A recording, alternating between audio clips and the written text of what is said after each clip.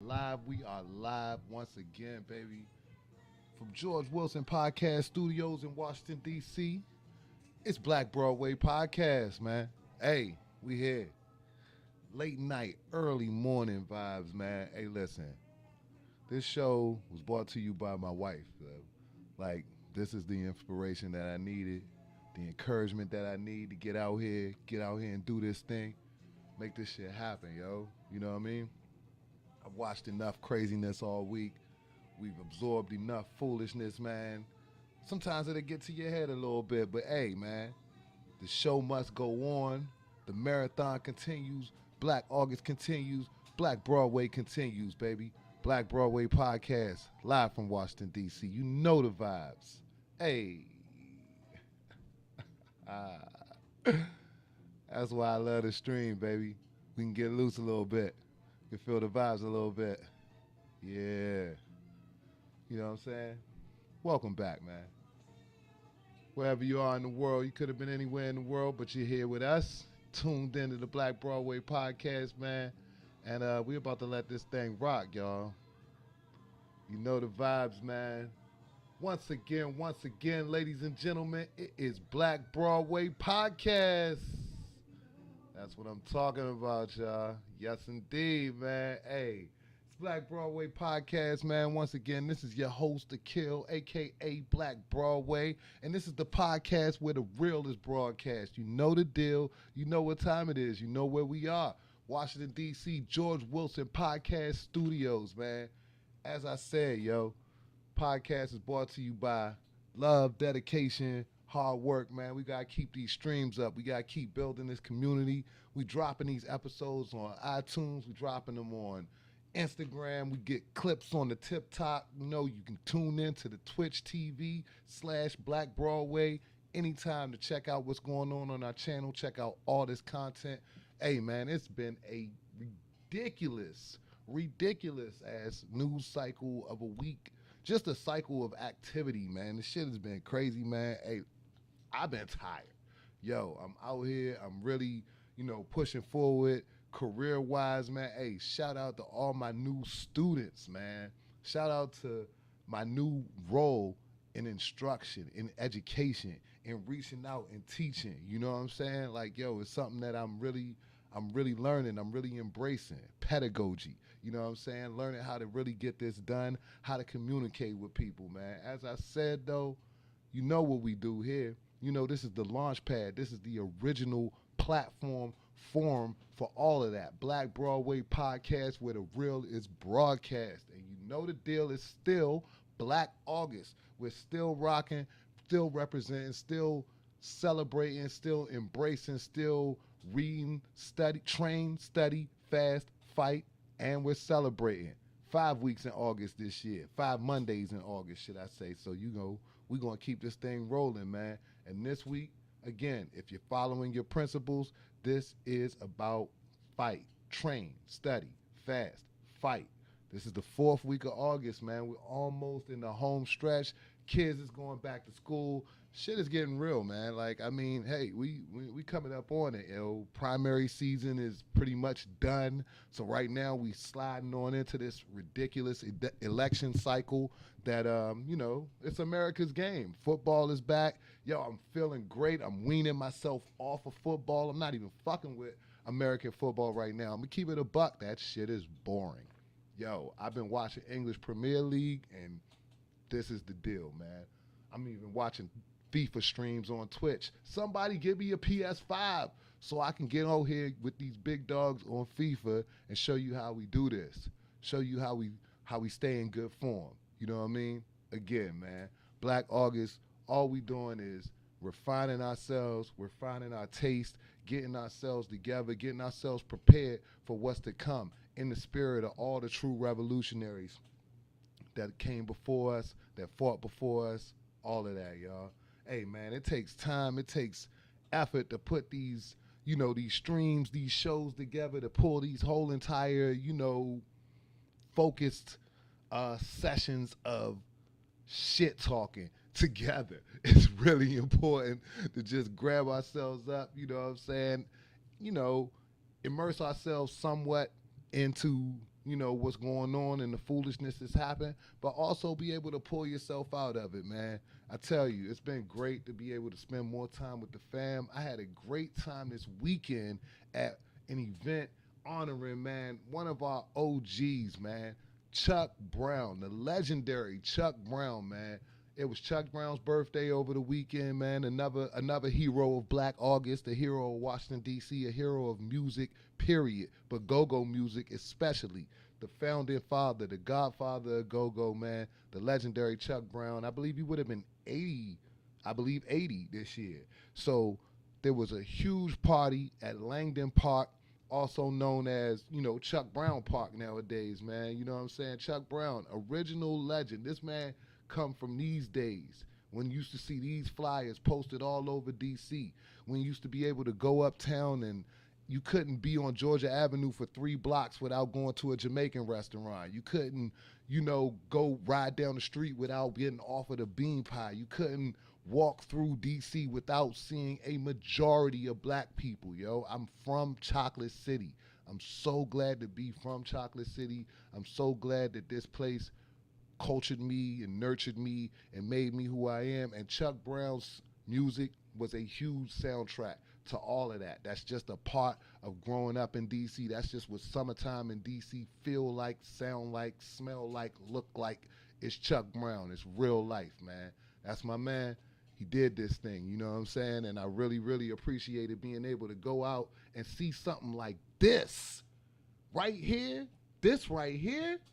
Yo, I hadn't seen that in a while in the city. And I'm talking about, man, it wasn't no gentrifiers out there for real. There was a couple of them, but they stood out like sore thumbs, and they was there on their best behavior. It wasn't no complaining about nothing, no bullshit. Hey, listen, Essence is playing. Shut the fuck up.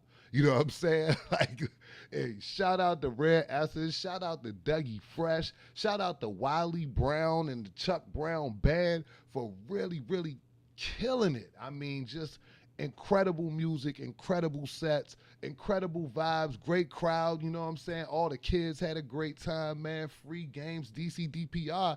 Man, hey, listen, actually made me feel like, they doing something out here in the community, man. DCDPR definitely came through, showed up and showed out, man. Shout out to my brother Myron and the Social Justice School. They had a booth set up over there. I'm going to be doing some volunteer work with the Social Justice School over the weekend, donating my skills and my time as a barber, as a master barber, to go take it over there and take care of these kids for their first days of school, man. Everybody got to get fresh. And then, man, it's my pleasure. It's my pleasure. It's my privilege. It's my duty to go ahead and, spread love in every way possible, man.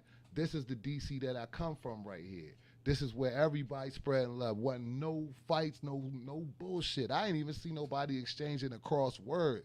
And it was crazy too, because it was funny, a lot of us, it was a crew that's a little bit older, you know what I'm saying? We got a couple of gray hairs popping off, so we've all mellowed out a little bit. Cause hey, back in the day, we the reason they can't do this shit no more. Because back in our day, man, the city was on fire. It was crazy. It was just too much happening all at once. And gun violence, the crack epidemic, economic, just degradation in our whole city, the decline of the educational system, the recreational system in D.C., it all led to just us not being able to have anything, and also not being able to really appreciate what we did have, in fact.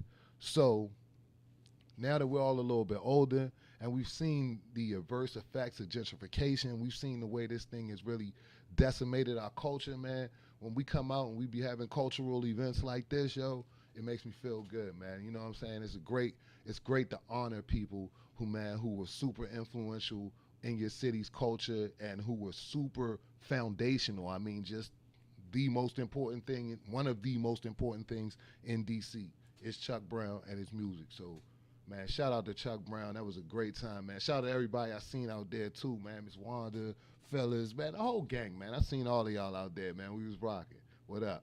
So, hey, moving on. Of course, we cannot continue this show without bigging up my man, Kobe Bean Bryant on his birthday. Kobe would have been 44. Young man, bro. Young man, man. You know what I'm saying? I can't help but look at this picture and like, damn, shit looks like me almost, man. I'm just like, Jesus. Can't believe this brother's not here anymore, man. This is, of course, his beautiful daughter, who we lost as well in that tragic incident. Man, shout out to Vanessa Bryant for going to court and suing the shit out of the LAPD. I hope she runs the goddamn department after this, because this shit was just the most egregious example of what, one of the most egregious, should I say, examples of what police will stoop to in order to, pad their pockets, to abuse their position, to, show the ultimate disregard for anybody at any given time, because it's about them and their agenda and their position. So shout out to, man, Vanessa. I saw Sierra was with her. She had the motherfucking goon with her. She had Monica with her. Monica stepping up into the courtroom strapped. She had it on her. They had to tell her, look, man, I'm sorry, you can't bring that in here. She was like, yo, I didn't know. My bad. Monica's about that life. That's always been my boo. It's always been Monica over Brandy for me. It's just a personal preference. Shout out to everybody. Shout out to Brandy. Shit, Brandy's good, but it's always been Monica over Brandy for me. You know what I'm saying? It's just me, man. You know what I'm saying? Shout out to all the viewers. I'm interested in hearing people's takes on that, because I know that says a lot about you, who you pick. You know what I'm saying? But Kobe and Gigi, man, episode, this whole marathon that we on, as Nip always said, is dedicated to y'all, man. We're going to keep on going, keep on moving with your legacy in mind, man, and just keep on being great. Mamba mentality all day, every day, man. You know what I mean? So with that being said, we leaning right into this episode of Black Broadway Podcast, and I have to say this episode can simply be summed up by one phrase. What the fuck? What the fuck?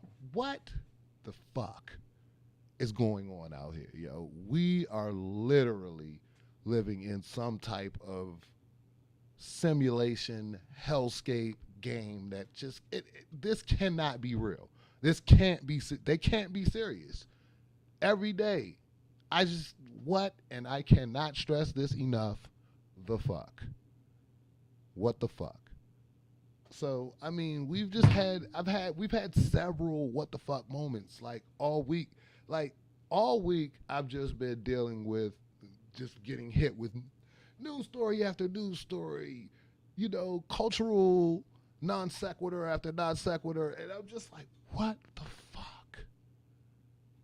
I can't take anymore. I'm overstimulated, G. It's too much, G. It's too much. Of course, this fool, like 45, has been keeping everybody's meter running high, just because right now, even 2 years removed, almost 3 years removed from the presidency, this man runs the news cycle.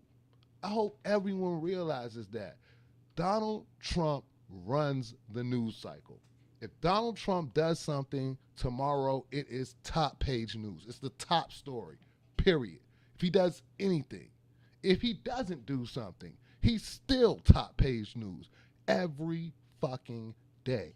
And at the end of the day, this narrative, this cult, this never-ending focus on this one individual has created such a polarizing effect in our culture, in our country. It'll never be the same again, G. This whole thing about being the president will never be the same again. I'm sitting here on Twitch earlier, and I'm really watching a stream where there's two assholes sitting here and there's hundreds of people watching this. There's like 200 people watching this shit on Twitch, and God knows on how many other platforms. This man is really sitting here trying to point out how Joe Biden is a different person than the Joe Biden that allegedly appears on TV all the time, because look at their ears and look at this is the type of fucking insanity that this guy has created. This is what, and it's not just a byproduct of him, but allowing a figurehead to exist, allowing someone to exist who emboldens people to have these type of takes, and because his takes are super crazy, his takes been super crazy, but nobody gave a fuck. He's the host of The Apprentice, guys.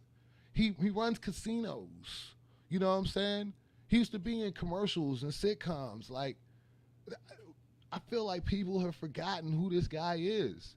And of course, he would take classified documents from the White House and attempt to sell them or market them or leverage them in some way, shape, or form for himself. What the fuck did you think he was going to do when he got in there? You thought he was man, to use that Denzel meme, man, I'm from the hood. I'm leaving with something.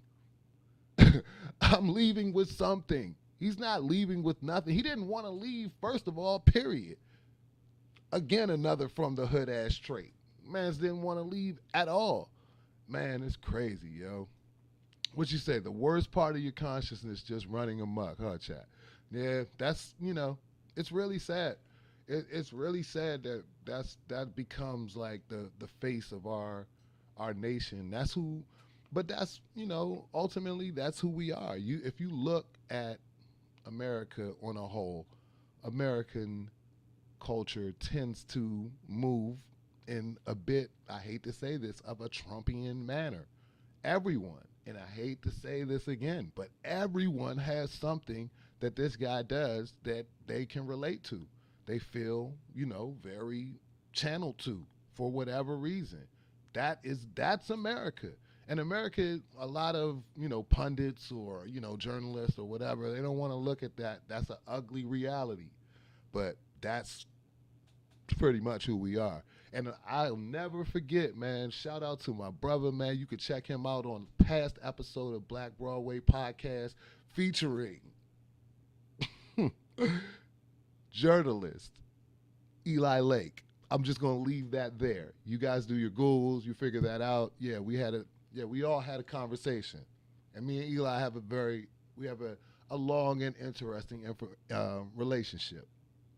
But featuring Eli Lake, and I promise you, on that episode in 2015, Brother Gerald said, "The streets want Trump." That's what he said. That was his quote. The streets want Trump. And he meant that in a way that, like, yo, you don't know the streets like I know the streets. At the time, this guy, shout out to Gerald, man. He's a very interesting guy, man. He's like from upstate and, from New England, like real life, you know what I mean? Like where it be cold. And he is the blackest man, real black man, you know what I'm saying? Real black family, real man. But he always used to absorb all of this, this like right-wing content. Like he would really be listening to Hannity and, all of them. And his thoughts at the time was like, yo, I'm listening to this as like the enemy. This is like the enemy. And I get that. But it also does shape your political, leanings a bit. But at the same time, he was very balanced with it in his own way. He didn't believe none of that stuff, but he knew that they were serious. And I underestimated that at the time. I was a younger man. I was thinking, nah, man, we coming fresh off Obama. No, there ain't no way, man. We about to keep going into this post-racial crazy. Yeah, I'm gonna be hanging out with guys like Eli.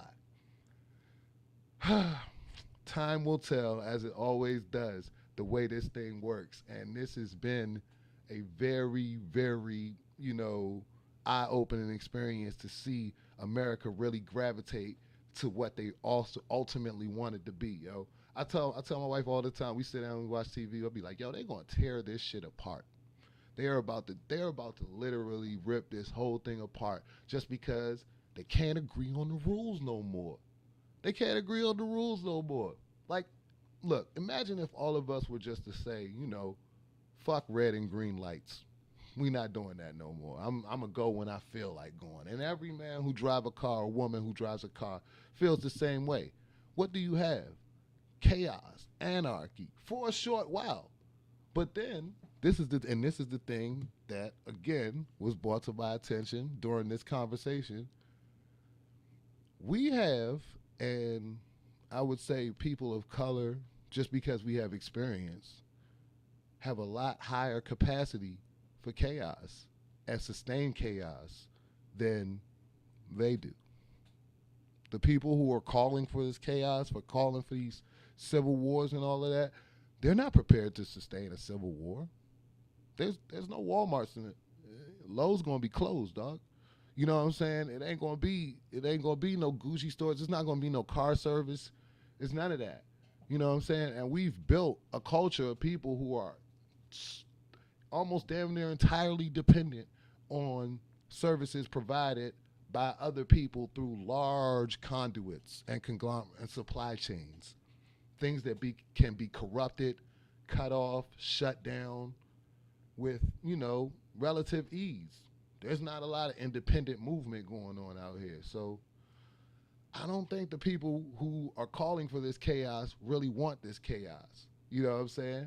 And they're going to create it on accident. They're going to tear this thing apart. They're going to say, fuck a green light one day, fuck a red light. We're good. We're just going to keep on going. And that's it. It's already happening. It's already happening with a lot of the decisions that the Supreme Court is making and overturning, at the least 50 years of precedent. When they start reaching back to overturn 100 years precedent or, 150 years precedents, that's when it's too late. You know what I'm saying? There's a very interesting series in The Intercept about how the Supreme Court has been corrupted and bought. I haven't entirely finished it, so I won't give you, drag you through the deets or anything like that, but I'm just going to say it's a lot of money. It's a lot of money. So, again, this guy runs my news cycle. That shit is just what the fuck. I can't even explain to you. I don't even know what else to say. Of course he had more than 300 classified documents. Yeah, he was going to sell all that shit. Now, I'd like to see old Donnie Trump wriggle his way out of this one.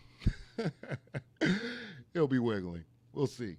In the meantime, this fucking guy, this is how ridiculous America is. This guy is our top diplomat. Shout out to Dennis Rodman. Top diplomat, boy. My man was over in North Korea and South Korea, mixing it, doing his thing. Drinking Hennessy with Kim Jong, doing his thing. Dennis Rodman has been that guy on the diplomatic front, the premier statesman of the United States. And now he's said that his new cause, cause du jour, is going to be free of BG, man. He said, we got to go get over there and help that girl, man. Shout out to Dennis Rodman, man. Again, what the fuck? I thought maybe you could send Mike Pompeo or one of those guys with an official title. But, yeah, a former NBA player will do, too. You know what? I guess Dennis Rodman will do as well. Because, what is Mike Pompeo going to say? Or what can, the Secretary of State currently offer? I don't know who the current Secretary of State is. But what can the current Secretary of State offer that Dennis Rodman can't? Right? The same thing. Potato, right? Fuck out of here. This shit is crazy. They might fuck around and lock Dennis Rodman up too. Nah, but if they lock Dennis Rodman up now, shit might go postal. we might got explore the nuclear option if they press Dennis Rodman out. You know what I'm saying? National treasure, number one statesman, from Korea to Russia to any type of hot zone, wherever you want to do, China, Taiwan, whatever. Dennis Rodman's there. Y'all not. He's everywhere. You never there. That's what I want you to know. So. If anybody can get this shit together, it's going to be a former power forward, man. And we're really glad to see it, man. It just makes me proud, brimming with pride to know that this is how our country handles it. So, yeah, welcome to another episode of What the Fucking Fuck. Bro, this was a whole jar of what the fucking fuck, man. Just staying in our loop of, athletes going through it. If anybody is familiar with the Manti Te'o story, and I thought I was familiar with it, again, like that was a long time ago when you think about it. It's 2009, 2010, I believe. Um, catfishing for whatever it's worth was just not a thing. Nobody knew about that. However, everybody was doing it. The catfishing shit was a thing. Like, yo, if you ever spent any type of time in the filth that was an AOL chat room, you know them ASL conversations, and not ASL like the young niggas be like, that means as hell, which is nuts to me. But whatever, shout out to that. You know what I'm saying? ASL used to be age, sex, location. And I mean, the lies started there. and then I was 23 for a long time. I was 23. I'm definitely all of 17, 16, 22, 21. What's good? You know what I'm saying? Location. I'm uptown. What's up? You know what I'm saying? I'm with the homies. Hey, what you look like? Oh yeah. I got the beard. You know what I'm saying? No beard in sight. I'm trying to, you know what I'm saying? I'm doing this. Yeah, my hair's growing. Hair was struggling. Shit was crazy, man. Like, so that's where the lies originally started. So it's not surprising, but it is surprising the extent that this awful, awful, awful person. I'll have no qualms about saying that, yo. This Renaya character, he, she, they are a fucking villain. They are a villain. They are a villain. Yo, that is clear, plain as day. It's no other way around that. Renaya is the villain. Matateo may or may not be the hero. You know what I'm saying? Because there was some opportunities where he could have got out of this thing, and you just it would have behooved him to just pull up, take a second, and just think about this and say, you know what, fuck this. And if he'd have done that, like, he might have been able to make it out without all this psychic damage that he absorbed as a result of just allowing this thing to continue on for years, or for, I don't know, maybe it was years, but it was definitely several months. And I mean, yo, the wickedness of Shorty saying that she died on the same day that his grandma, yo, watch this documentary. You will not regret tuning into this shit. Your jaw will be on the floor. You will understand why I'm in the what the fuck bag, because this was a big fat slice of what the fuck. Like, 2 episodes of what the fuck. I couldn't even really, like, by the end of the second episode, I was just my jaw hurt. I couldn't even say, I could not close. I just could not. I couldn't. I lost the ability to. Like, sometimes you can't. Like, I just cannot.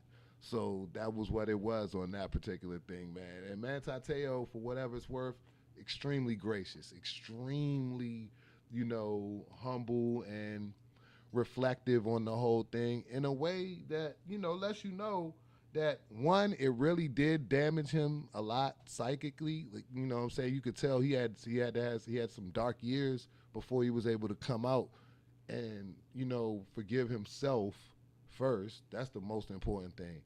Self-forgiveness, man. Hey, we could do a whole podcast episode on that. But forgiving himself, and then kind of being in a space to forgive, Renaya, so to speak, but not forgiving in a way that, like, yo, we need to talk, we should chop it up, da da da da. Because for whatever it's worth, Shorty is still an awful person. So you don't need to even put that in your mix, man. So, yo, thoughts and prayers. He's saying he's getting like a big outpouring of love and support from the world, basically. Because a lot of people didn't know, man. We just thought he was weird. Like, after it all when it all played out, we was just like, this nigga's weird. You know what I'm saying?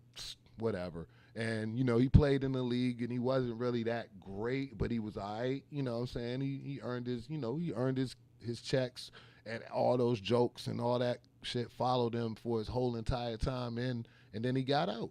And that's just how that's the nature of the beast. You know what I mean? So I know that he's he has his new life now. He say, he got the wife, the kid, you know what I'm saying? Still live in Hawaii.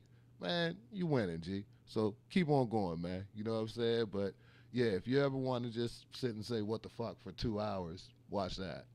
That'll get you right there. This is today's what the fuck. And I'm taken aback again. We've reached the point in the evolution of hip hop, will I say? But yeah, I mean, profiteering off of black music that we're like, we're going to actually skip even getting an actual non-person of color to imitate what people of color have been organically creating and infiltrate the culture. That way, we're just going to create a robot, a virtual AI rapper named FN Mecca. What the fuck does that even mean? What is FN Mecca? I don't even know what that means. The fuck is that about? Anyway, there was an Instagram account that was associated with this whole thing. This was serious. Like, it was really some shit that they was like, yo, we could teach an algorithm. We can program a computer artificial intelligence program to create raps, and people will fuck with them. Like, there's so much wrong with that. I don't even know where to begin. But what I'll start with is whatever they're creating nowadays, based on whatever formula that they think they're doing, is not rap. It's not hip hop. It's something else. It might be some other form of electronic music. It might be a whole new genre, but it ain't rap. So whatever the fuck, he's doing this, and of course, it veers off into N-words and perpetuating stereotypes allegedly of that the hip hop music that the same motherfuckers. Let's just go right here. This is who's responsible for this bullshit. Yeah, look at that guy. Look at those guys. Yep, that's 4, 5 white guys. Yeah, I think that's a Kenyon Martin jersey, I believe, if I'm not mistaken. The fuck? This guy has on a newsboy cap backwards. He's really killing it. Here's your guy with the flannel in the back. They're on a rooftop. They're hip hop. They're hip hop. And they know enough about hip hop and computers to program a robot, FN Mecca, to, kick some flows for you Negroes. You know what I'm saying? Of course he's gonna drop the air. And then my thing is, he's not black. Like, the first AI virtual rapper isn't even allegedly based on an African American. What the fuck, man? Ridiculous shit. Ridiculous shit. Like, I wanted to do like a very introspective, serious, kind of thoughtful thing about, a few things that are going on. There are a few things, we'll touch on them later, that are a little bit more, I guess you could say, heavy and impactful. But this shit right here, this is what they doing. This is how they using us. This is how they moving through the culture. And this is what they've gained from all this hip hop music that we've given to the world, all these bars that you put out there, all this creative, energy that our world, our hip hop community, our rap community, our just urban hoods, it ain't even urban, it's black communities. It's the energy that we put into this art form that made them say, yo, you know what? This shit is so powerful. We are going to we got to try to rope this into an algorithm. They've already done it in a physical form. Like the music, somebody said this, and I believe it was Esquire Montgomery, man, Kenneth Montgomery, attorney out of Brooklyn, New York, that I follow. He has a great podcast you should check out called The Brooklyn Combine. He's doing an event, actually. Well, he did an event a couple of weeks ago, last week, up in Brooklyn, back to school things, you know what I'm saying, get the community together. Had my man Uncle John from DC, rapper, who definitely got bars up there. But he said the music has been 100% weaponized against the youth nowadays. And if you think about it, music, Fela Kuti said, Music is the weapon of the future. Fela Kuti famously said that.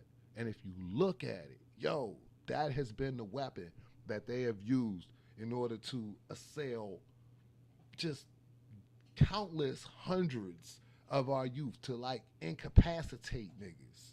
This shit is literally incapacitated niggas. When it wasn't built to do that, MC means move the crowd.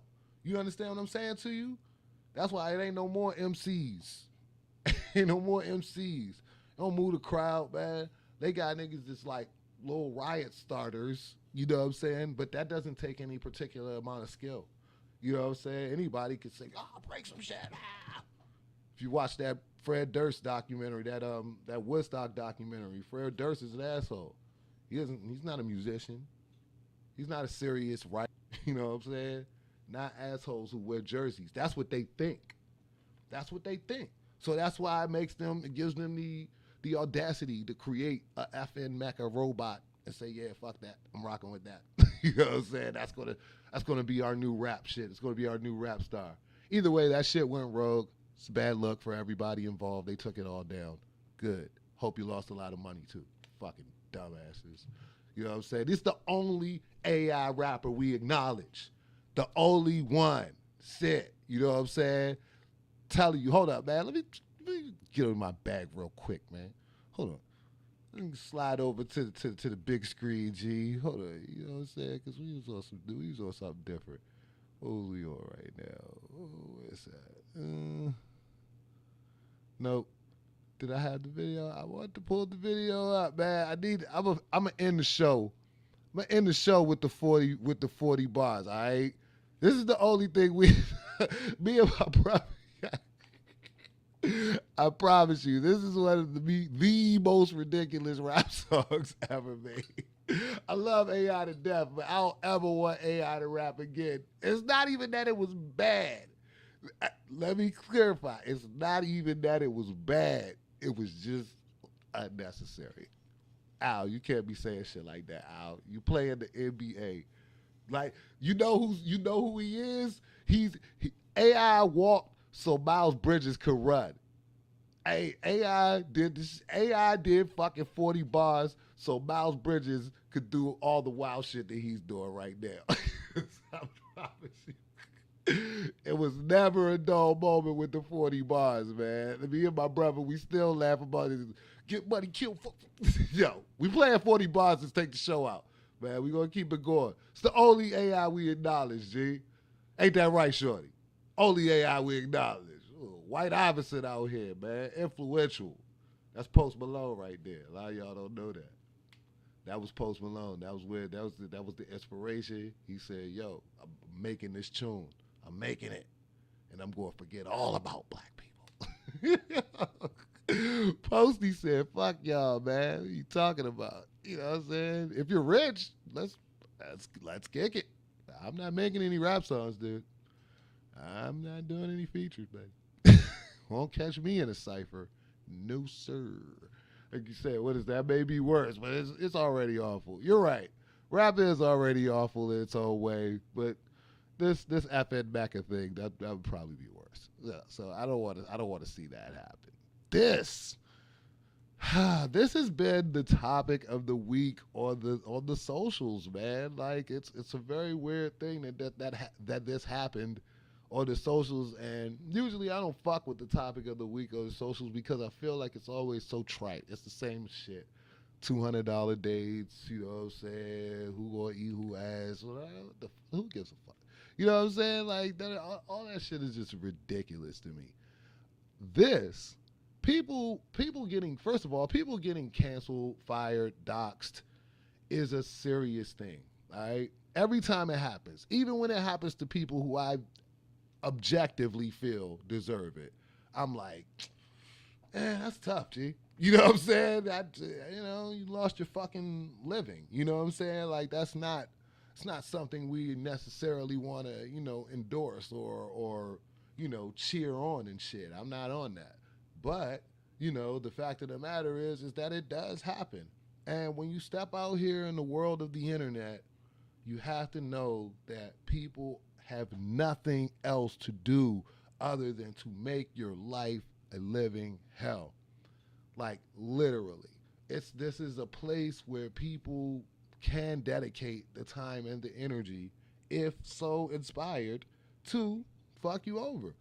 It takes a certain amount of, not even tooting the own horn here, but you just kind of have to not give a fuck about that particular aspect of it in order to approach this thing in that way, or in this way, should I say? You know what I mean? Because, you know, most of what I'm saying, I'll throw some bullshit in here time and again, but most of what I'm saying is informed by, studying, informed by my political education, just by being the parent of, pardon me, the son, the child of people who were involved in the Pan-African movement, a journalist, a mother who's always been at the forefront of activism in a very tangible way. Like, you know what I'm saying? Like, from PTA to, national organizations. So at the end of the day, all of these things are just informed by an actual touch and feel for what I'm talking about here. But a lot of people get on and just be talking bullshit. I don't feel like Shorty is one of those people, to be quite honest. She's a therapist. She apparently, got on TikTok and just responded to something by suggesting that, men needed to go to therapy. Again, these toxic masculinity conversations and all of that shit, it always goes bad. It's never a situation. It's never really a time where these things are going just great for everybody involved. It's never a good look. You know what I mean? All the time, the people who get involved with these conversations, the people who tend to, feel like, oh, it's my time to express my strong opinion here, it just doesn't really work out that well. You know what I'm saying? It just doesn't really, it never really goes as well as they want it to go. And I feel for them in a very strong way because, hey, Shorty didn't have to lose her job like that. But I got to tell you, man, hold up. I want to pull up this tweet situation here because, yeah, it's very important to acknowledge this fact. Maybe I can just get the audio. I'll just get the audio. We'll get the video. Stop engaging in political discourse in comment sections. The internet is not a symposium. It is a gladiator pit. And bitch, you are not armed. You are debating the unemployed, literal children, and men with dookie streaks in their drawers because they think wiping properly is. Social media is for shitposting, constructing a false narrative about your life, catfishing, trauma dumping, and cyberbullying. Nothing less, nothing more. You are taking precious time out of your day that could have been spent getting ignored by your friends, being touch deprived, or being underpaid. And to what? Argue with a stranger on the nuances of the term toxic masculinity on a platform that is known for tweens popularizing mediocre dances, thirst trapping, and vacuous virtue signaling. Don't you get it? There is no winning in this game. Stop. Truer words have never been spoken. Never, ever, ever been spoken. There's no wins here. I was watching a stream earlier, and it was some dude, man.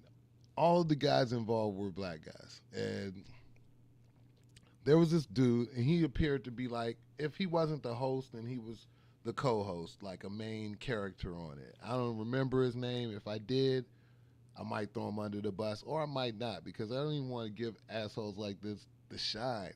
But I mean, this dude's literally wearing a Donald Trump hat with a do-rag under it. The background of the screen was a Blue Lives Matter flag. And he was just saying some of, like, the dumbest shit I've ever heard in relation to getting pulled over by the police. And, we hear that story so much about, the police did this, the police did that. We never hear the other side. What the fuck are you talking about? You hear the other side every day. That shit is called court. That shit is called court.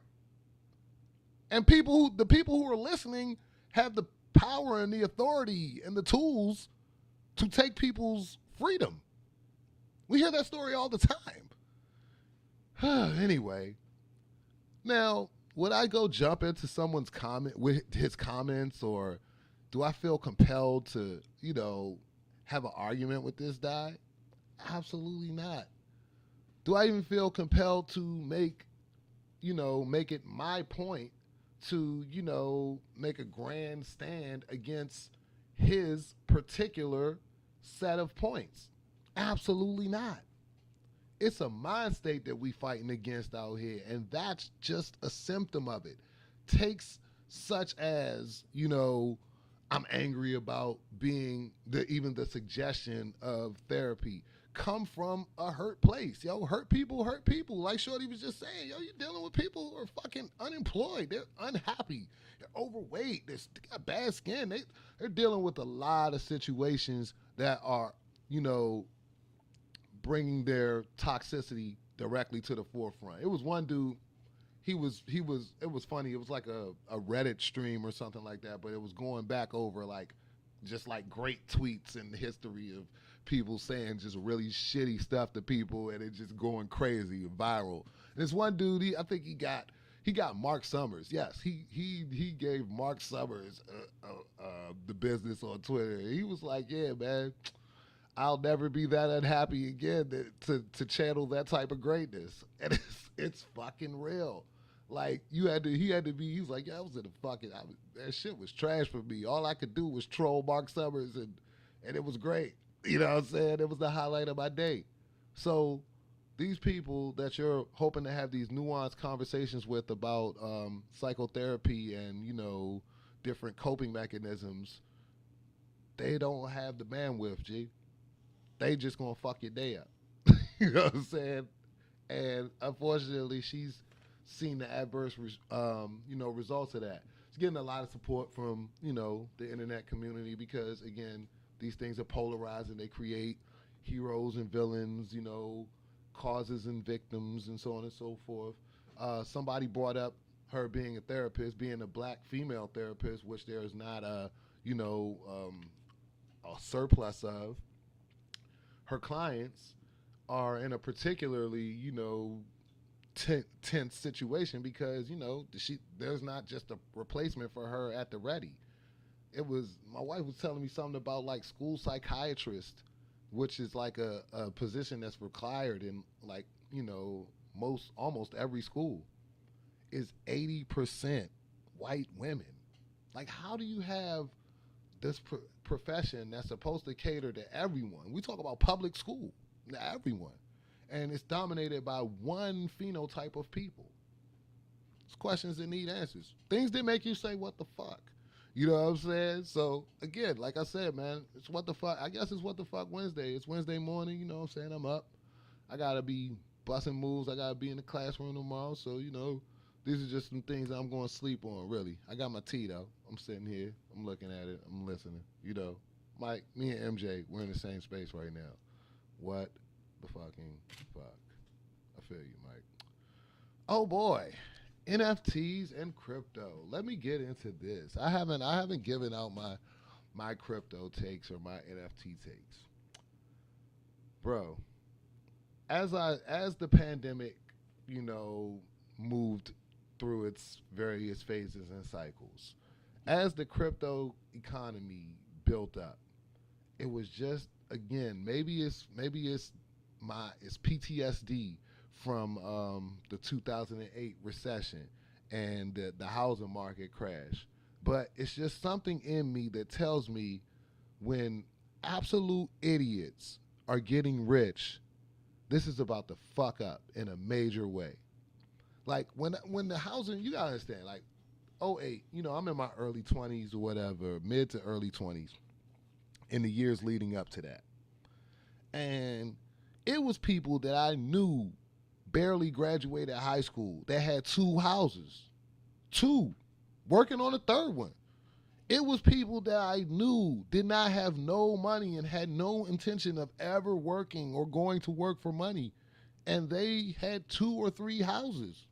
They were buying house. They were just going outside and buying houses like people bought cars, and I knew something was fucking wrong. I was like, yo, I'm not about to throw my fucking nuts in here because that's when the shit is going to hit the fan. And I don't like this thing. Scared money don't make money, but stupid money gets snatched every time.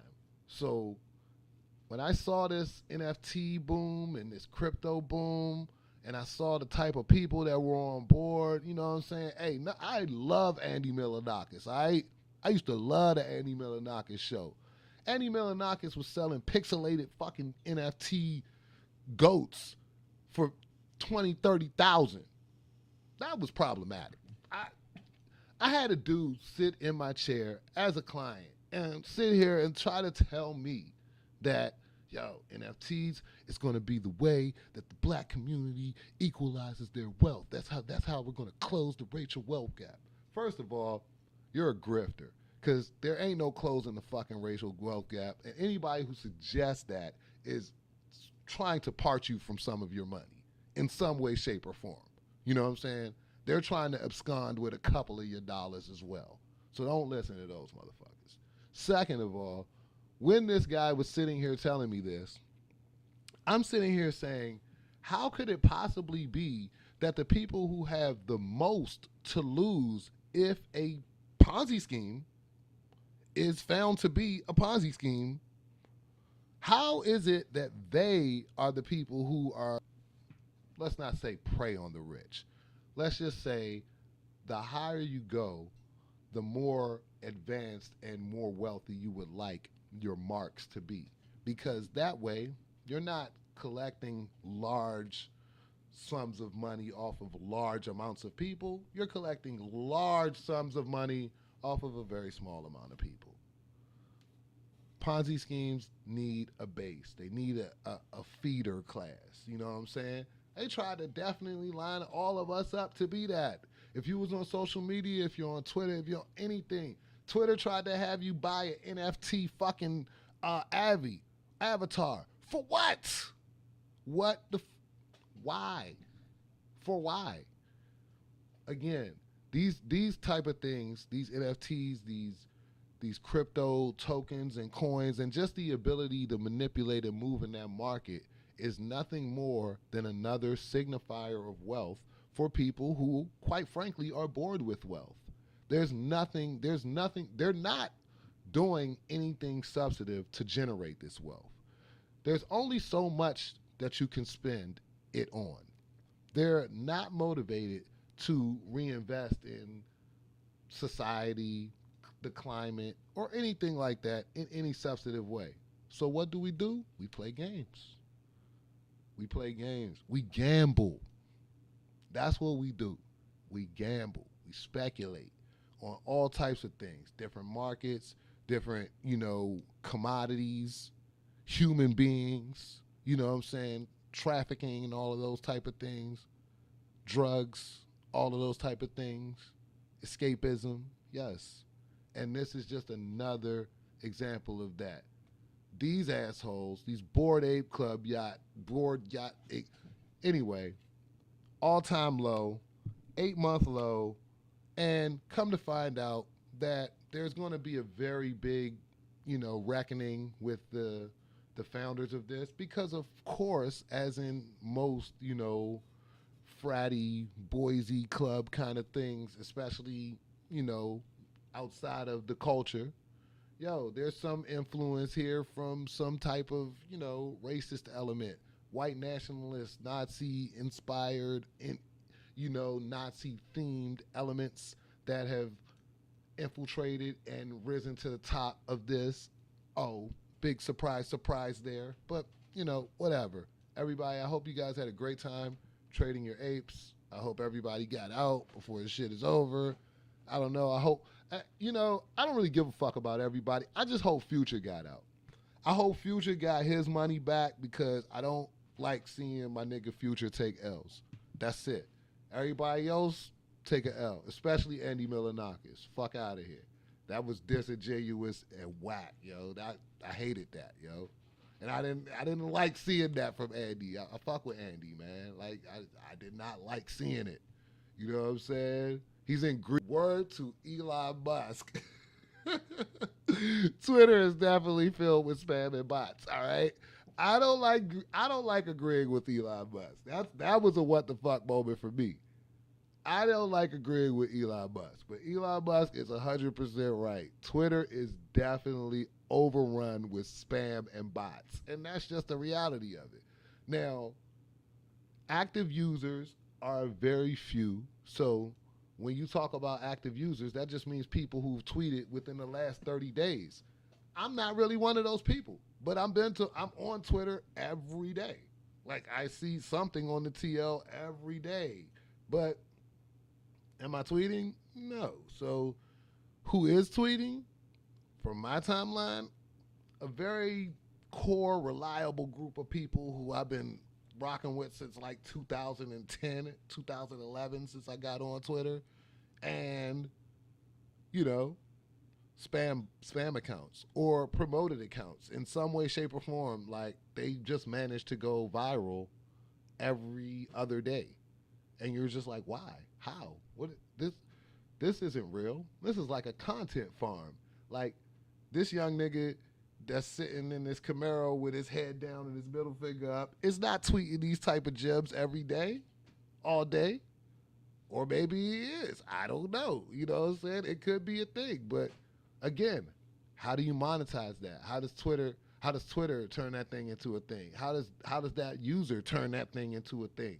How does Elon Musk, if you want to buy it for 40 whatever billion, turn that thing into a thing? That's too much work. It's too much work. This isn't actually doing what we said it does, which is connecting the whole world, et cetera, et cetera. It's connecting the worst elements of the world, which is cool because, you know, if we've been on Twitter for any amount of time, we know it is our favorite hellscape. And it is what it is. We'll take it any day over Instagram because that shit is phony and corny.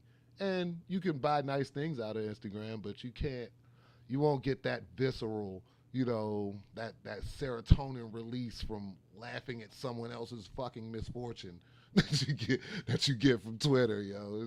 It's a cold, it's how Future say, it's an evil world we live in, man. Shit is, and you know, these NFT boys, these crypto boys, they just seen the writing on the wall for real. I'm not even mad at them. They seen the writing on the wall. My brother is one of those people who sees the writing on the wall. He seen it. He got in here, got his bread, and got right up out. I never doubt T's capacity for getting right up out, man. But, you know, as I said, that crypto shit's not going to save you. This shit is not going to save you either. We're in primary season right now. Okay, yeah, Liz Cheney lost. So everybody's favorite Republican can now go back to being somebody who we don't really give a fuck about because nobody cared about the senator from Wyoming, especially knowing that she was Dick Cheney's daughter. Like, please keep her as far away from my political discourse as possible. But because, you know, she felt like she wanted to speak up against old Trumpy, she's, you know, everybody's favorite guy or gal, should I say, except for her home state's Republican Party, which actually censured her in the weeks leading up to the election, which all but ensured her losing to some whack job who pretty much is ensured of winning in Wyoming, in this senatorial race. So, you know, pardon me, in the congressional race. So, you know, we'll see you later, Liz. And she's talking about running for president. Relax. That's not going to play out the way you think it is either. So just fall back and, you know, take that L. And, you know, let us not forget she voted against the Voting Rights Act. What else did she vote against here? I just want to be, you know, very clear on all this that was happening. You know what I'm saying? Liz Cheney is, oh man, pardon me. Let me find that picture because I really want to drill home on that. Here we go. We'll just pull it up right here. So we need to take a look at what this young lady, Miss Cheney, is really about here. Yeah, she opposed the Voting Rights Act, minimum wage increase, Equality Act, Equal Rights Amendment, the George Floyd Act, the Build Back Better, the Infrastructure Bill, the Inflation Reduction Act, the $35 insulin bill, the Women's Health Protection Act, and the Anti-Price Gouging Act. She voted with Trump 93% of the time. It's not your homie. So, you know, just relax. let's everybody take it easy. Let's not, have a political fight, fallout. Let's not also have a political fallout over Charlie Crist, who was, I believe, he was governor at one point in time in Florida. Um, I think he won the Democratic nom to come back. He was either governor or like a senator from Florida. Charlie Crist was a big guy in Florida at some point in time, but he's like he's a Democrat in name. He's a Florida Democrat. Florida is a batshit crazy place. So he's a Florida Democrat. He just won his race, his primary down there in Florida. So he's going to face off with DeSantis. DeSantis has like $100 trillion to run against this guy. So we'll see how it works out. But, money talk, bullshit walk a marathon down there. So we're going to see how that works out, man. But as I said, all of these things are leading up to this choice of not having a choice. And this is what they really, really want. They've rigged the system so that the districts are set up and the candidates and the parties are set up so that you don't really have a fucking choice. But we're going to even allowing you the illusion of having a choice is getting tiresome for certain people, like Matt Walsh and Jesse Kelly. If you told the founding fathers that everyone who lives to the age of 18, let's just sit with that language for a minute. Because, we're talking about these assholes in a time of war and cholera and typhoid and, all types of preventable diseases that were taking your stupid asses out at 17. Cool. You embrace that time. That's when America was great for you, Jesse Kelly? Great. Whatever. Everyone who lives to the age of 18 would be allowed to vote. They would have surrendered to the British on the spot. Because, fuck that, right? Fuck letting these slaves and these natives and these women vote. We need old white men that's making the call here. It's insane to allow everyone to decide who governs the nation. Impossible to keep a free society that way. This is what I look at as the issue of the times here. They want to break this shit apart. This is we're tired, guys. Like, we're tired of playing. Like, we've made lots of compromises over the decades. Bicentennial has come and gone, man. It's been 200 years where we're just trying to, we're just constantly kind of walking back a little bit away from what we want. The popular narrative is to position it as, yes, we're walking towards greatness. We're walking into our American greatness. We might be walking away from, as they like to put it, the framers, the founders' intentions. You know what I'm saying? And I don't necessarily view that as a hot take because it's like, these guys own slaves. Like, I mean, what do you want? Like that, they probably had some ideas that are a bit contrary to what we hold as, common sense or as the right thing to do in this particular time and day. So the entire argument that leans back on their understanding of what the country was supposed to be, it tells me that we're in a space where this is a regressive time as opposed to a progressive time. And the people who see it as a progressive time, they view that as a negative thing, a highly negative thing. The progressives are the fringe faction of the left wing of this democratic system, or the left wing of this, two-party system. The democratic system, you have Democrats, you have centrists, and then you have, liberal Democrats, and then you have progressives out there on the fringe somewhere. You know what I mean? You don't want to live out there if you're trying to make some money, because America's about that business. But, that's the narrative that's being spun right now. So we're moving further away from what one would consider, progress in democratic societies and more inclusion and all of this, that, and the third. So you got to ask yourself sometimes, like, man, is this really, is this really going where I think it's going, or just where is this going? You know, where are they taking this? Because you have to be prepared for all brands of violence. You know what I'm saying? Political violence, intellectual violence. Lord, look at what they're doing to the schools. Hey, it's back to school time. Both of us are in education now. I went to my wife's classroom.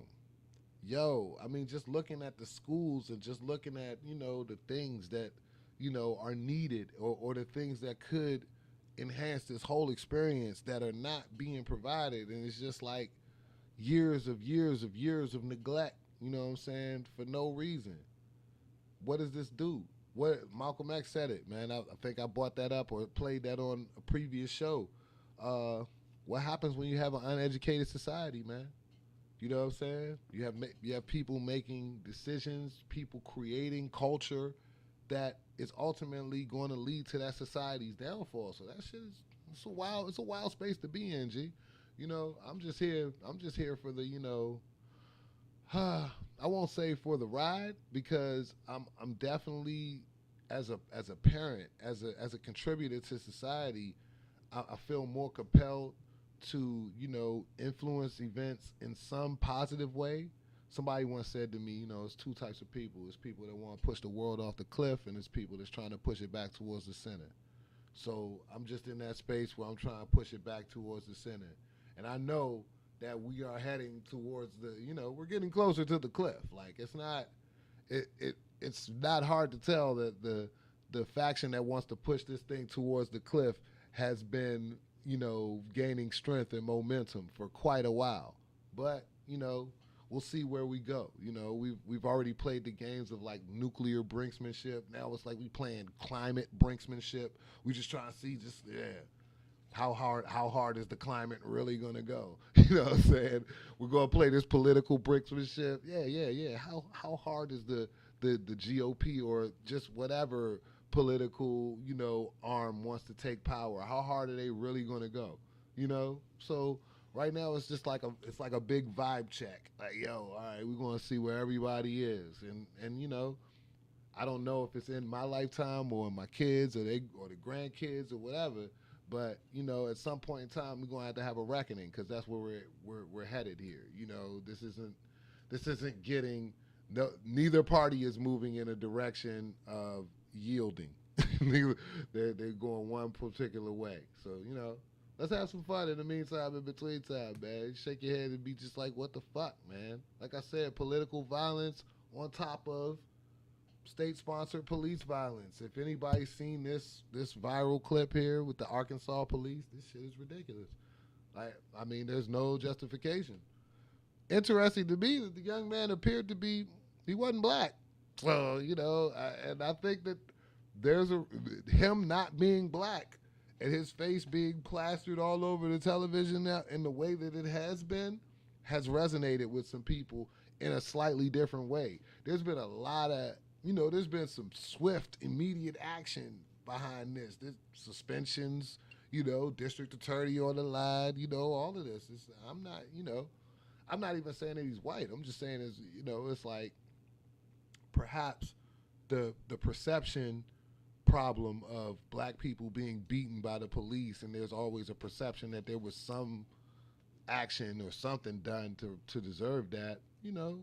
Perhaps that's like something that this incident doesn't lend itself to so heavily, and it's so egregious too.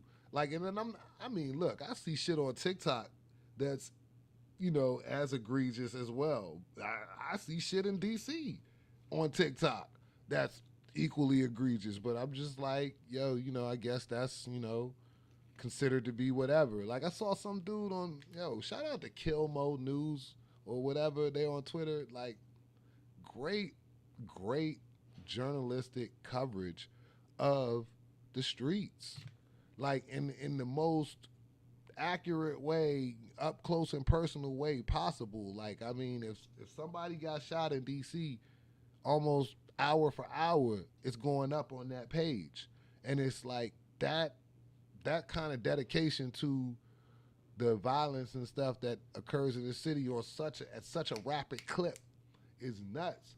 But like you see these cameras and you see the diversity of the people that the police state beats on and abuses, and you see that it's not no reform in this. You can't reform this shit. How do we walk this back? How do you tell those three guys that they weren't supposed to do what they just did? It's very obvious that they felt very comfortable doing exactly what the fuck they were doing. This is broad daylight, out in the open. Fuck that. Beat his ass. Not even like get him in the car and let's go beat his ass at the station. I mean, come on. That's standard operating procedure. If you want to you really want to beat some ass, like, yo, take him to the cell block and really get busy on him. You know what I'm saying? Nah, we're going to beat his ass we're going to hold court in the streets because that's who we are. That's what we can do. Oh, citizen, you filming from 30 feet away? Get back. Get out of here. Word? Like, how do you reform that? You can't tell me those are the only three guys on the force who felt that way. You can't tell me that. You know what I'm saying? How do you reform that? How do you walk that back? How do you get to a space where the people who are the police can be policed? And by whom? Who's going to impose consequences on them? Who's going to do that? You know what I'm saying? Not the courts that basically depend on them for their lifeblood. You know what I'm saying? If those guys aren't arresting people, prosecutors aren't making cases, prosecutors aren't becoming judges, judges aren't becoming politicians, politicians aren't becoming presidents and senators and so on and so forth, and Supreme Court justices. All right? This is a cycle. All right? And it's all fed by the fuel. The gas keep the car going. You know what I'm saying? And the gas is criminals. The gas is crime, period. The gas is crime. We got to generate some gas. We got to generate some crime here. So, do the police become the new logs on the fire? Absolutely not. You risk outright mutiny. You risk outright upheaval. From the beginning of the police, they've been instilled as a buffer between the proletariat and the upper classes. The police, you could take a few people out of the proletariat and empower them as police, and now you have an instant buffer. People who are empowered to protect your property, who are empowered to protect your peace of mind, who are empowered to serve your community. They don't serve my community. They don't protect my community. You know what I'm saying? So, again, state-sponsored violence, political violence, financial violence, whatever. What the fuck? You know, we got it all for you. Boom. Nobody told they suck asses to be police. But the funny thing is, nobody had to. They was broke. They ain't have nothing. It's a job. It's just like being a CO, just like being a street sweeper, a postal worker, whatever, a fireman. It's a job. You know what I'm saying? Need some employment. None of the police that I've ever known have said like, yo, I felt particularly called to be a police. And also, none of the police that I've ever come into contact with on the back end of this thing have been like, yeah, I live for policing. Nah, they don't. I never, it's very casual. Fuck you. Caught you slipping. Spend a night in jail, asshole. See you in court next month or whatever. You know what I'm saying? Real funny. Real like it's a game. You know what I'm saying? Like, all right, see you next time on the street. We couldn't lock you up tonight. We'll catch you next time, dickhead. You know what I'm saying? Like, just real casual. They didn't feel like it wasn't like a crime fighter thing. I never encountered like a Batman cop that was like, oh, I'm here to fight crime for the city. It's not a narrative that's real life. But what they do is have each other's back. And you don't want to, again, crime. So are they going to be the new senders for the law? Because that's what's going to have to happen in order to change this whole thing. You're going to have to put them on trial. Look at this. Kelly Goodlett pleads guilty to a federal charge.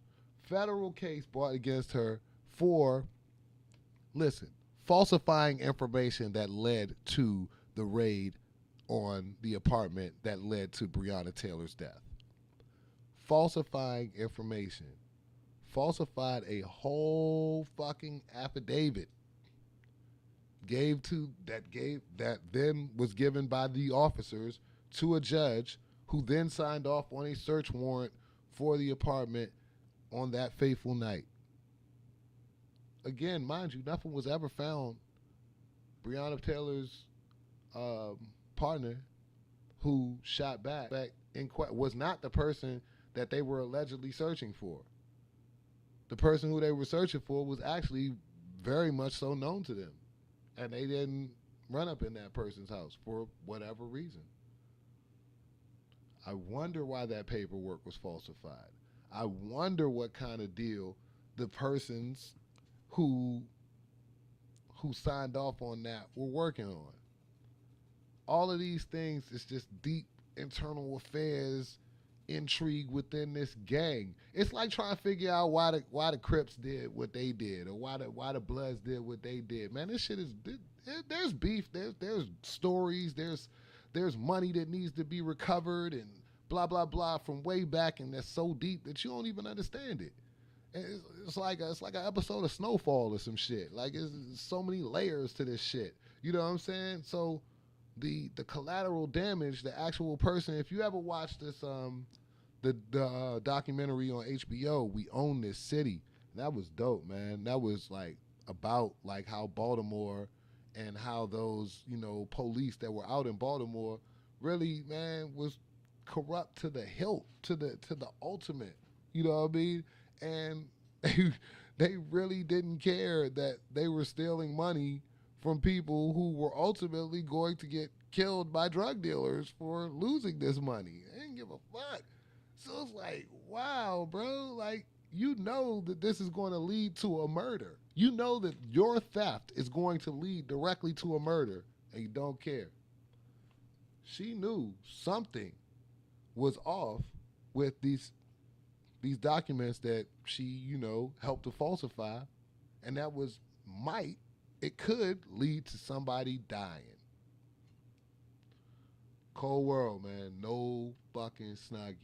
What the fucking fuck? Oh, man. This shit pissed me off. If it's possible to even be pissed off further than the police lying, this shit pissed me off. Rolling Stone said that Harry Styles is the new king of pop. King of what?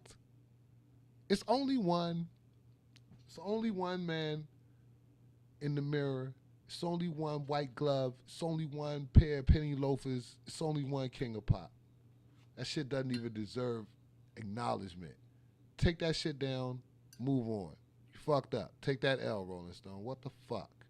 Get it together. Oh, my boy Whoppy. Talked about this on the prior show. Fetty Wap, man. 5 years, man. Fetty, he allegedly threatened to kill someone last year on FaceTime. I don't know, you know, I'm not going to say that, you know, it's a good idea to be saying that you're going to kill someone even in jest. I would hope he was saying it in jest, or I'm very upset. I don't really mean I'm going to take your life. However, these words landed him back into custody, and once they got him into custody, I mean, it's very interesting. He was scheduled to go to trial soon, I believe, anyway.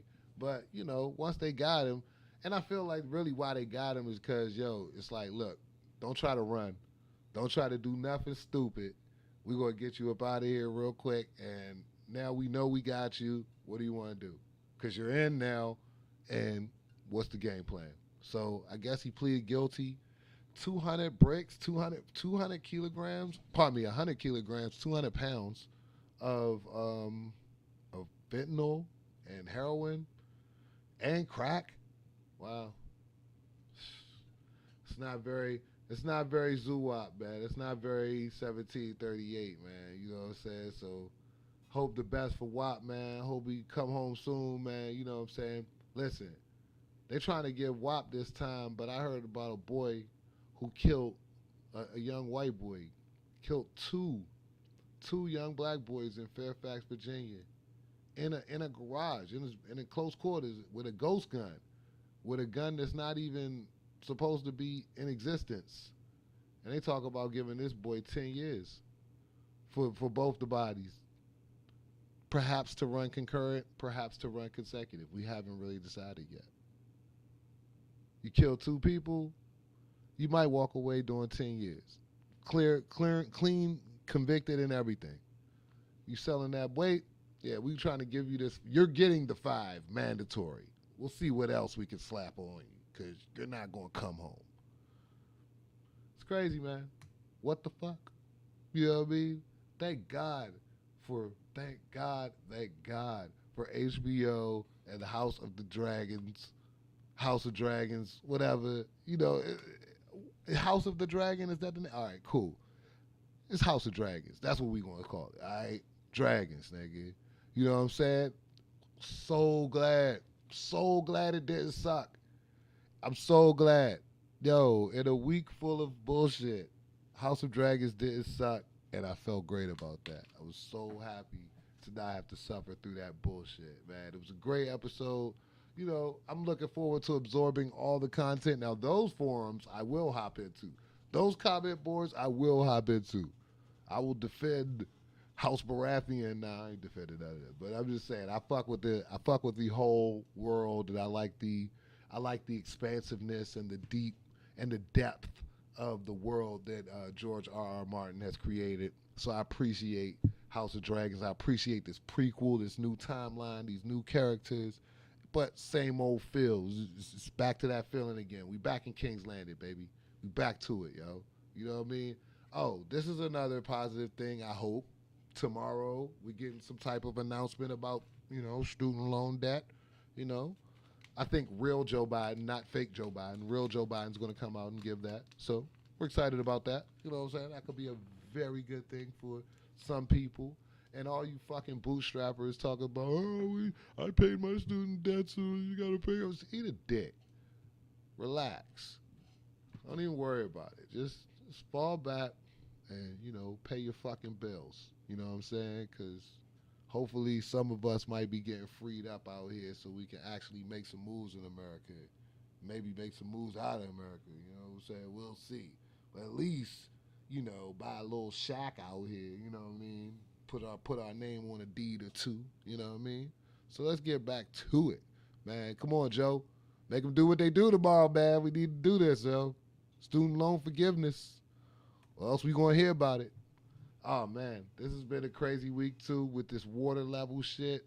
Yo, all type of water levels receding from Lake Mead in Colorado. Lake Mead in Colorado has been absolutely nuts with the water receding. They've been finding World War II ships, bodies galore, all types of waste and so on and so forth. But now this problem is spreading over to Europe. It's happening in Europe. And they're finding shit called hunger stones. They're finding hidden, basically, cities. Almost, entire, civilizations that were on former coastlines, but once the water levels rose, these things, got washed away. It's the ebb and flow of the planet, man. That's what I'm saying. Like, climate change, this particular cycle of climate change is going to be interesting because this world has been built, or a lot of things have been built with some sense of like permanence, or like, yeah, it's always going to be this way. We're building structures that, are meant to last millennia or whatever. I mean, even intentionally thinking that is kind of arrogant, because I don't know if they thought that when they built the pyramids, but I know a lot of damn science and work went into that. And they building these cardboard boxes and calling them condos out here. I don't see the same level of dedication. I'm sorry. I mean, it could be, but I don't see that being the case. You know what I'm saying? Whatever. However, with the water level sinking and receding and the tides ebbing and flowing, I think it's going to be very, very interesting in the years to come what we get to see, you know what I'm saying? Like what the new landscapes look like, you know what I mean? Hey, the Sahara Desert wasn't always a desert, just keep that shit in mind, The planets used to be a lot closer together. Volcanoes erupt, things happen. We got to see what's going on. Don't be so shocked, but it does make you say, what the fuck, though? You know what I mean? Don't be so shocked, Hey, as my boy Bean said, man, stay observant, stay peeping. We not slipping, man. Again, we doing this for the memory of Kobe Bean Bryant, Gigi Bryant, you know what I'm saying? All the ancestors, all the revolutionaries, all the people that wanted more, all the people that pushed for more, all the people that's never going for the okie doke, man. You know what I mean? It's Black Broadway Podcast. It's what we do. It's what we do. It's the podcast where the real is broadcast. So any sucker shit, we peeping out. Word to Kobe, man. One time for the Twitch, man. Please check us out, man. Support the stream. Support the stream. Support the stream, man. Subscribe if you like what we do. Subscribe. Share with a friend. You know what I'm saying? We're trying to get our subs up. We're trying to get our community built up. Opening up the merch store for back to school time too. I'm building all of this out. It's like, hey, listen, it's intern season. So if any interns want to come through and get down at GW Studios, George Wilson Studios, not George Washington, never George Washington, G-Dub Studios up here in lovely Washington, D.C., holla at me, man. We got remote opportunities. We making this thing work, man. You know what I mean? We're building this thing brick by brick, Twitch by Twitch, you know what I mean? Stream by stream. Hey, I was tired, man. I know I'm going to pay for this stream later. I'm going to sleep when I sleep. And I'm going to get the stream. I'm going to get up a couple hours. I'm going to get right back to it. But I couldn't let the night pass without doing the stream, man. Brick by brick, week by week, show by show. We're going to keep this thing flowing, man. Be available on all your podcast platforms in the upcoming weeks. And, man, just check us out, man. Keep on tuning in. Keep on rocking with Black Broadway Podcast, man. We really appreciate you greatly, greatly, greatly. I'm going to try to do this every week. I'm going to try to end off with a really good, solid quote every week. You know what I mean? I want to make sure that everybody gets to see it. So, boom, we're going to boom it down there. All right. This is by a Black August luminary, brother who just had a birthday couple of weeks ago. Jamaica's own, America's own, Harlem's own Marcus, the right excellent Marcus Mosaic Garvey, says, chance has never yet satisfied the hope of a suffering people. Action, self-reliance, the vision of self and the future have been the only means by which the oppressed have seen and realized the right of their own freedom. We don't leave this shit to chance, G. We're not leaving nothing to chance, man. This is what we do. This is what we about. It's Black Broadway Podcast, baby. Thank you all for tuning in, man. Hey, listen, I'm going to keep on doing the streams, man. What am I going to do? What am I going to do? Why am I going to stop? So, hey, I'll probably be back later on in the week, man. Hey, yo, shout out to all my young boy streamers, man. Y'all the ones who really inspired me with this sleepless night shit, man. Kai Sadat. This nigga is 20 years old, and this man has me watching. He got me in a headlock watching him run around on the GTA role-playing world. It's all types of, the Amp House homies, shout out to them, man. I mean, I see what y'all are doing. It's cool. I can't do it. The fuck, you know what I'm saying? My son is closer to y'all age than I am. But I love to see that energy channeled into something positive and fun and making y'all money. It's pretty cool. I can't be mad at y'all at all, man. Having a great time out there, man. Shout out to all the podcasts, all the DJs. Shout out to all the gamers that's doing FIFA, Madden. I'm coming for all of y'all next real soon. My Fortnite crew, my Call of Duty crew. You know what I mean? Everybody on the streams, late night, early morning. Man, I love to see it. Just that creativity inspires me, man. It keeps me going. It gets me fired up, man. So I appreciate you all for the inspiration. I appreciate the audience for the love, for the attention, for the likes, the shares, the subscribers, man. Appreciate all of y'all. We got several new subscribers last stream just when we was running it up with my man Larry Love. Check that out. Industry Anonymous. You know what I'm saying? The LL version. Check that out. It's very good. Very good content there, man. What else we got here? Oh, yeah. Big shout outs to my boy, Guapdad 4000. I think we got one of these in the mail. Steal money from white people. Very plain, very to the point. Message that we should all be able to get behind, all right? Guapdad 4000, we see you, bro. Salute, man. Scam Dad, man. That's my boy, man. Lay a brick every day, baby. Blvckbroadway podcast. We're going to see y'all on the flip side, man. Peace.